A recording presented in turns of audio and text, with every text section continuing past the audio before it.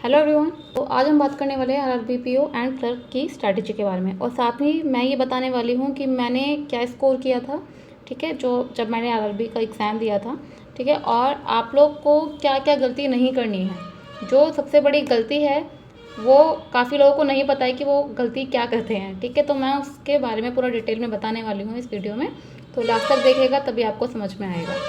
देखिए, सबसे पहले तो आरआरबी पीओ के एग्ज़ाम पैटर्न के बारे में हम बात कर लेते हैं। देखिए, दोनों का ही RRB PO and clerk, although दोनों का पैटर्न सेम ही होता है, बस लेवल का थोड़ा डिफरेंस होता है। लाइक प्रीलिम्स भी आपका मैथ्स एंड रीजनिंग आती है, सेम क्लरिकल में भी क्वांट एंड रीजनिंग, मतलब मैथ्स या क्वांट कुछ भी आप बोल सकते हो, ठीक है, वो आता है। ठीक है, दोनों ही 40-40 मार्क्स के होते हैं, ठीक है, दोनों में ही आते हैं 40 मार्क्स का ईच, ठीक है। एंड टाइमिंग भी दोनों की सेम होती है, पीओ एंड क्लरिकल दोनों में। 20 मार्क्स का आपका क्वांट होता है, रीजनिंग 25 मार्क्स की, सेम आपका क्लरिकल में होता है, ठीक है। अब लेकिन डिफरेंस क्या होता है लेवल का, कि पीओ में जो है आपका थोड़ा लेवल अप रहेगा, उसमें थोड़ा कम रहेगा, ठीक है, लेकिन डुएबल होता है। जो क्लरिकल का एग्ज़ाम होता है उसमें बहुत ज़्यादा इजी क्वेश्चंस आते हैं। आप लोगों को एक छोटी सी इन्फॉर्मेशन देना चाहती हूँ मैं। आरआरबी पीओ के लिए आप लोग जो है स्पीड ड्रिल्स यूज़ कर सकते हैं, जो कि यहाँ पे आपको मिल जाएगा स्मार्ट किड ऐप पे। तो ये बहुत ज़्यादा आपके लिए यूज़फुल रहेगा, एक तो आपकी एक्यूरेसी एंड आप लोगों की स्पीड के लिए भी, ठीक है। तो आप लोग जो है स्पीड ड्रिल्स यूज़ कीजिए, और साथ में यहाँ पे आपको जो है मॉक टेस्ट भी मिल जाएगा, जो कि आप लोग लगा सकते हैं, ठीक है, आरआरबी पीओ और आरआरबी क्लर्क के लिए। 10 ड्रिल्स जो है आपको कम्प्लीटली फ्री मिलेंगी, ठीक है, और साथ में जो है आपको 25,000 क्वेश्चंस जो हैं इसमें आपको मिलेंगे सॉल्व करने के लिए, ठीक है। और आपको जो है बिल्कुल रियल टाइम एग्ज़ाम, ठीक है, जैसे रियल एग्ज़ाम लाइक एक्सपीरियंस जो है आपको मिलेगा इसमें। आप लोग जो है स्मार्ट किड ऐप जाके डाउनलोड कीजिए और स्पीड ड्रिल्स जो है यूज़ कीजिए। मतलब अगर आप लोगों की स्पीड अच्छी है ना, बहुत जल्दी आप जितना, जैसे क्वांट है आपका, क्वांट 20 मिनट्स का मिल रहा है, 15 मिनट्स में आप लोग पूरा कर दोगे, अगर आप लोगों की बहुत अच्छे से प्रिपरेशन है। इतना ईजी क्वेश्चन आते हैं, मतलब ऐसे लगा लीजिए कि डायरेक्ट आपसे मल्टीप्लाई ही पूछ लिया, ठीक है। और इसी वजह से जो क्लरिकल है आरआरबी क्लर्क, उसकी कट ऑफ बहुत डाउन जाती है।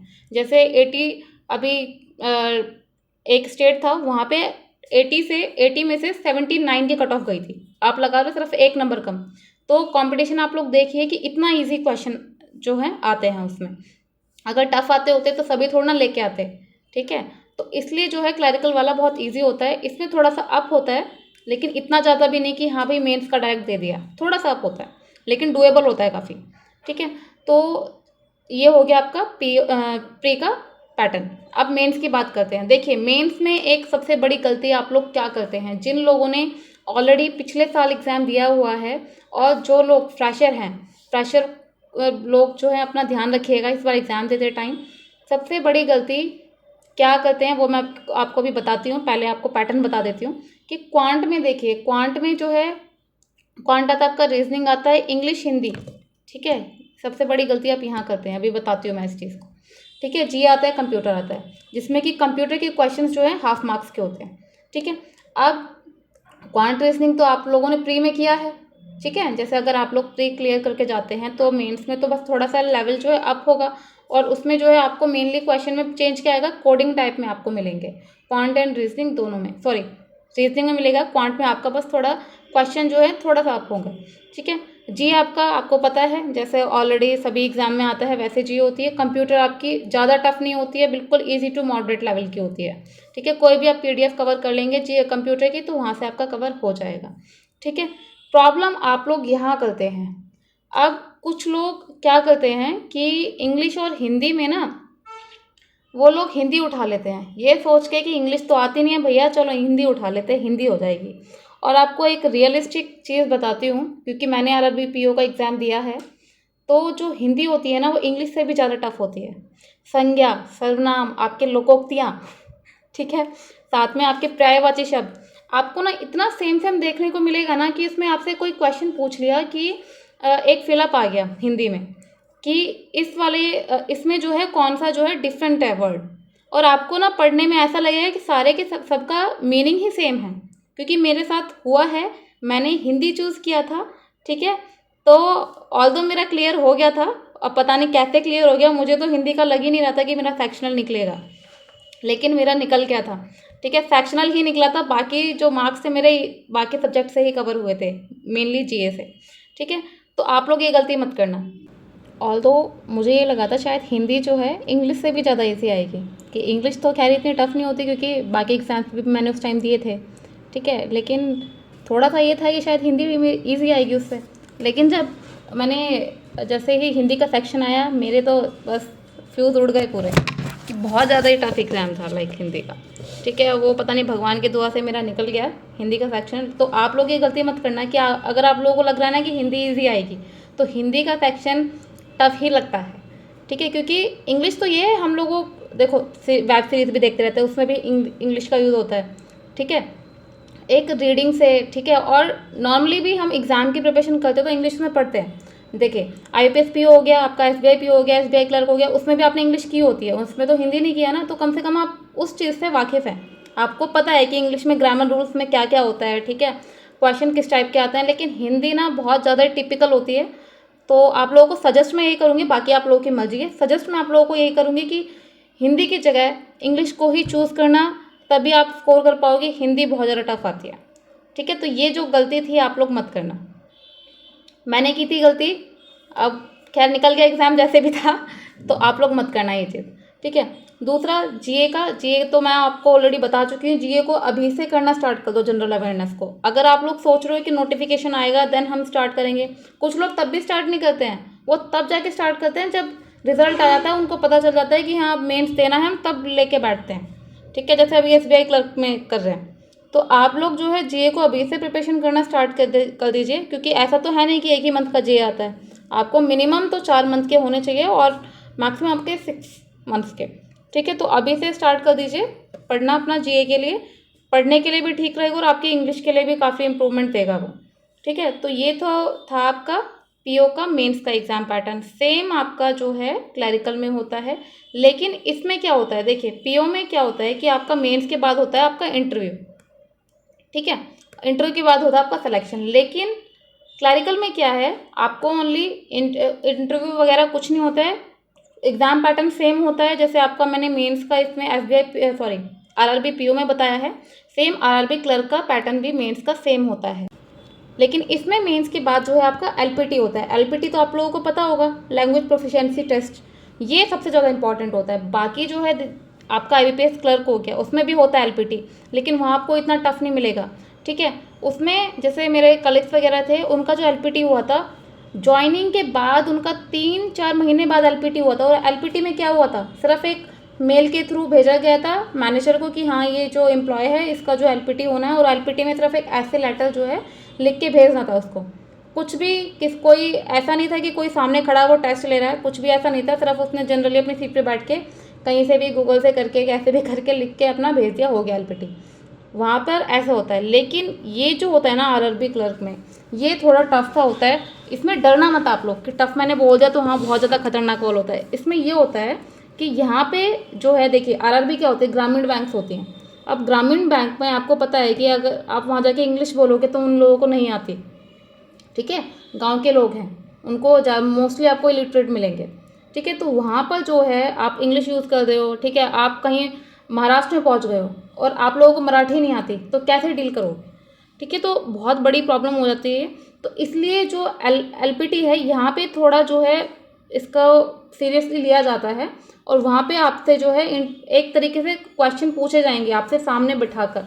ठीक है, कि ये क्वेश्चन बताइए। ठीक है, आपसे बात की जाएगी कि आपको प्रॉपरली आता है या नहीं, और आपसे लिखवा के भी देखा जाएगा।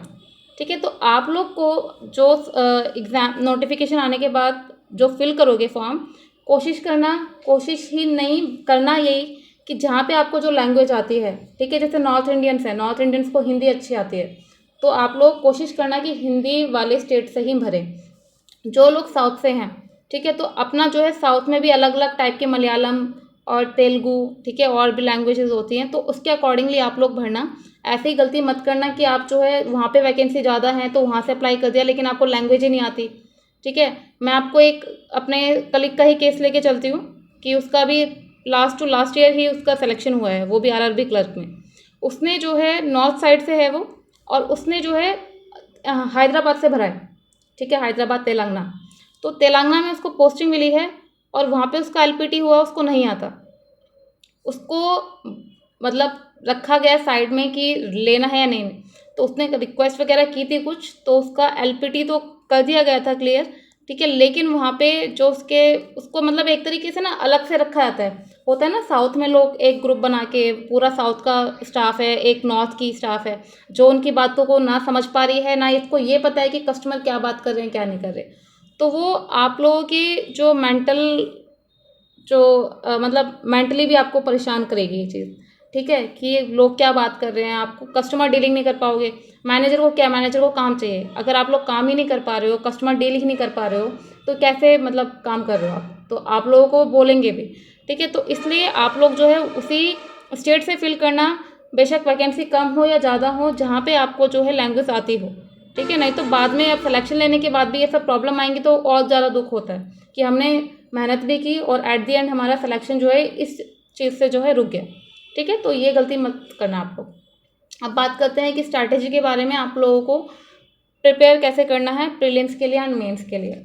देखिए, प्रीलिम्स में आपका जो रीजनिंग आती है, रीजनिंग और क्वांट आती है ओनली, ठीक है। सबसे बढ़िया चीज़ है, इसमें इंग्लिश नहीं आती है कि कुछ लोगों को इंग्लिश थोड़ी वीक होती है, तो वहाँ पे जो है मार्क्स लाने मुश्किल पड़ जाते हैं। लेकिन यहाँ पे जो है कुछ भी तुक्का वाली चीज़ नहीं है, क्योंकि जो तुक्काफिकेशन की जो ट्रिक है वो यूज़ की जाती है, वो आपकी इंग्लिश में यूज़ की जाती है, क्योंकि वहाँ पे आप श्योर नहीं होते हो कि हाँ ये क्वेश्चन हमारा ठीक होगा या नहीं। लेकिन रीजनिंग और क्वांट ऐसी चीज़ें आपको पता है, जो आपने क्वेश्चन किया है वो ठीक है या नहीं है, ठीक है। तो यहाँ पे एक्यूरेसी मैटर करता है, तो जहाँ पे आपने क्वेश्चन ठीक किए हैं तो आपके 100% आपको पता है कितना आपका स्कोर बनेगा, ठीक है। अब रीजनिंग में देखिए, सबसे ज़्यादा जो स्कोरिंग आता है आपका पजल्स एंड सिटिंग अरेंजमेंट होते हैं, आपको तो पता होगा, क्योंकि इसके क्वेश्चन जो है 4 से 5 आते हैं क्वेश्चन, ठीक है, 20 मार्क्स के। और बाकी जो 20 मार्क्स के आते हैं आपका मिसलेनियस। अब मिसलेनियस में क्या क्या आता है, मिसलेनियस के आपके पजल्स और सीटिंग अरेंजमेंट के छोड़ के जितने भी ऐसे क्वेश्चन होते हैं, लाइक आपका सिलॉक्स हो गया, आपका डायरेक्शन सेंस हो गया, ब्लड रिलेशन हो गया, ठीक है, आपका इनक्वालिटी हो गया, कोड और आपका जो है इनपुट आउटपुट हो गए, ठीक है। और जो लेवल होता है काफ़ी ईजी होता है, ऐसा नहीं बहुत ज़्यादा ईजी, ठीक है। और प्रीलिम्स में मैं दोनों का बता रही हूँ, पीओ और क्लर्क का, ठीक है। तो अगर आप पीओ का कर रहे हो तो क्लैरिकल वाला तो आप इजीली कर ही लोगे, क्योंकि उसका लेवल जो है बहुत ज़्यादा डाउन होता है, ठीक है। तो आपको जो है पजल्स डेली लगानी है, ऐसा नहीं है कि आपने आज कर लिया, कल कर लिया, परसों कर लिया और उससे अगले दिन आपका मन नहीं है। डेली 4 पजल कीजिए, ठीक है, तभी आपकी प्रैक्टिस बन पाएगी, क्योंकि आपके पास टाइम ज़्यादा नहीं होता है, ठीक है, टाइम कम होता है आप लोगों के पास, और क्वेश्चंस होते हैं आपके पास 40, ठीक है। तो आपको स्पीड इस तरीके से बनानी है कि क्वेश्चन देखते ही आप जो है आपका हाथ चलने लगे कि हाँ ये क्वेश्चन अब हो जाएगा, ठीक है। और कब होगा, जब आपकी प्रैक्टिस अच्छे से होगी। तो आप लोगों को प्रैक्टिस बहुत अच्छे से करनी है, और प्रैक्टिस होगी आपको डेली क्वेश्चन सॉल्व करने हैं पजल्स और सिटिंग अरेंजमेंट के, डेली 4 से 5 लेके चलिए आप, ठीक है। 4 से 5 डेली पजल्स और सिटिंग अरेंजमेंट करनी है। उसके बाद आपका जो मिसलेनियस क्वेश्चन है वो भी आपको करना है। अगर आप लोगों को नहीं पता कि कहाँ से करना है, तो यूट्यूब पर आपको अंकुश लांबा सर और साथ में राधे सर, वहाँ पे जो है आप टॉपिक वाइज जो है देख सकते हैं, बहुत अच्छे से समझाते हैं। और उनके नोट्स बनाना जरूर करिए, कि नोट्स जो हैं हेल्पफुल रहते हैं काफ़ी, ठीक है। उसके बाद आते हैं हम क्वांट पर। क्वांट में देखिए, सबसे ज़्यादा स्कोरिंग यहाँ पे जो होता है वो होता है आपका डीआई, ठीक है। डीआई में क्या होता है, आपको पता है कि डीआई किससे बनी होती है, डीआई एक बेसिक परसेंटेज वाले चैप्टर से बनी होती है, ठीक है। दूसरा आपका अरिथमेटिक वाले चैप्टर से, डीआई और किसी से बनी नहीं होती। अगर आपको परसेंटेज रेशियो आता है अच्छे से, ठीक है, और अरिथमेटिक आती है, तो आप लोग डीआई तो जो है बहुत अच्छे से कर लेंगे। तो डीआई बनाने के लिए आपको सबसे पहले क्या करना पड़ेगा, जो सिंपल आपके चैप्टर्स हैं, लाइक आपका सिंप्लीफिकेशन हो गया, अप्रोक्सीमेशन हो गया, ठीक है, ये आपको आना चाहिए। साथ में आपका अरिथमेटिक का पोर्शन, अरिथमेटिक के पोर्शन में क्या क्या, परसेंटेज हो गया आपका, ठीक है, रेशो हो गया, एवरेज हो गया आपका, ठीक है। ये 3 चैप्टर ऐसे हैं ना कि आपका जो क्वांट का जो मतलब बेस होता है, बेस बनाते हैं आपका। अगर आप लोगों का परसेंटेज रेशियो एवरेज ही आपको अच्छे से आता है और मिक्सचर एलिगेशन, तो आप लोग जो है क्वांट आपका काफ़ी हद तक ईजी हो जाता है। आप लोगों को अगर कॉन्सेप्ट पता है, आपको पता है क्वेश्चन किस तरीके से करना है, ठीक है। तो आप लोगों को सबसे पहले तो simplification, approximation, number series, quality के क्वेश्चन, इन चारों चैप्टर को डेली जो है टाइम अपना मेंटेन कीजिए। इन चारों चैप्टर की डेली प्रैक्टिस करनी है। साथ में जो है डीआई लगानी है। तो डीआई से पहले आपको अरिथमेटिक आपको करना पड़ेगा, ठीक है। तो अरिथमेटिक के लिए कौशिक मोहंती सर हैं, ठीक है, कौशिक मोहंती सर, यूट्यूब पर फ्री क्लासेस हैं उनकी, तो उनका प्लेलिस्ट है, आप प्लेलिस्ट में जाके वो देख सकते हैं। वहाँ पे आपको सारे चैप्टर्स के आपको वीडियो मिल जाएंगी फ्री ऑफ कॉस्ट, और वो बहुत अच्छे से कराते हैं, तो आप उनको देखिए और उनके नोट्स बनाइए, ठीक है। तो ये मैं कोई आपको पेड पार्टनरशिप या स्पॉन्सरशिप नहीं कर रही हूँ, ठीक है। तो मैं सिर्फ आपको बता रही हूँ कि मैंने भी देखा तो इनकी क्लासेस वगैरह तो ठीक लगी, मैंने भी अभी देखा था उसका, ठीक है। तो आप लोगों को इसलिए सजेस्ट कर रही हूँ मैं। तो आप लोग जो है अरिथमेटिक कीजिए पहले, और ये तो आपको लगाना है, अरिथमेटिक के बाद आप लोग डीआई कीजिए, ठीक है। डीआई क्योंकि आपकी बेस होती है टाइम एंड वर्क, हो गया टाइम एंड वर्क के ऊपर आ गई आपकी डीआई, ठीक है। अगर आप लोगों को टाइम एंड वर्क वाला चैप्टर ही नहीं आता है तो डीआई कहाँ से कर पाओगे, ठीक है। तो इसलिए पहले जो है अरिथमेटिक करनी है। अरिथमेटिक के में कौन कौन से क्वेश्चन हो गए आपके, एक तो प्रॉफिट एंड लॉस हो गया, ठीक है। एक आपका हो गया एज वाला चैप्टर हो गया, ठीक है। साथ में आपका CISI हो गया, वॉट एंड स्ट्रीम, ठीक है। तो टाइम एंड वर्क हो गया आपका, ठीक है। पाइप एंड सिस्टम वाले हो गए। तो इस टाइप से जो है आपको क्वांट करना है। तो दोबारा आपको एक बार बता देती हूँ, आप लोग अगर थोड़ा कंफ्यूज हो गए हैं क्वांट में सबसे पहले आपको डेली सिंप्लीफिकेशन, अप्रोक्सीमेशन, ठीक है, number series, missing and incorrect वाली, ठीक है, और साथ में आपका क्वाड्रेटिक इक्वेशन, ये तो आपको डेली करने हैं, ठीक है। और ये सबसे ज़्यादा स्कोरिंग भी होते हैं और बहुत इजी भी होते हैं, ठीक है। तो ये आपको डेली करने हैं।